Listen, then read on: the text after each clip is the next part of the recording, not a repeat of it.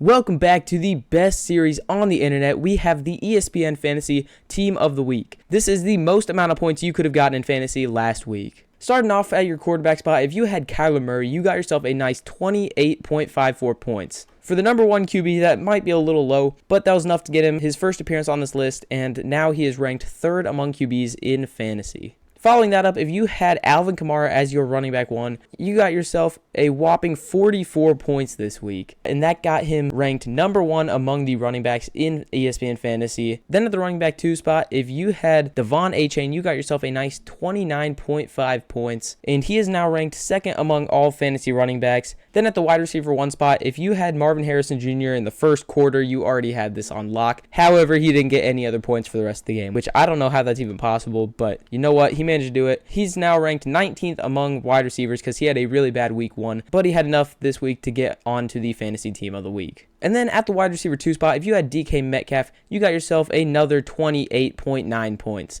Great to have as a wide receiver two. He is now ranked 14th among receivers in the NFL because he didn't have a great week one either, but he had enough this week to get his first appearance. At the tight end spot, if you had George Kittle, you got yourself 20.6 points. He is now third ranked among the tight ends in the league, and I have a feeling he will go up in the coming weeks and might make a couple more appearances here. If you had Malik Neighbors at your flex spot, then you got yourself 28.7 points. He is now third ranked among wide receivers in fantasy and made his first appearance on this team. Then for defense, if you had the Texans or the Bills, you got yourself 16 points. Not a very high week for the highest scoring defenses, but nevertheless, these teams are now ranked the 7th and 5th best teams in ESPN Fantasy. And finally, at kicker, if you had Austin Seibert, which I know you didn't, then you would have gotten 22.0 points. A great week for a kicker, and I would have never guessed. I didn't even know this guy was in the NFL, but now he is ranked 8th among kickers and has made his first appearance on this list. In total, if you had every single one of these guys, you would have been projected 120 points, but instead would have gotten 247.24 points, which is just insane. It's not as high as last week's team of the week, but still compared to the average team, which maybe scored anywhere between 130 and 150 points, they more than doubled their projections this week and had almost 250 points. Did you have any of these guys on your team? Tell me in the comments below, and be sure to check out some of these videos on your screen now.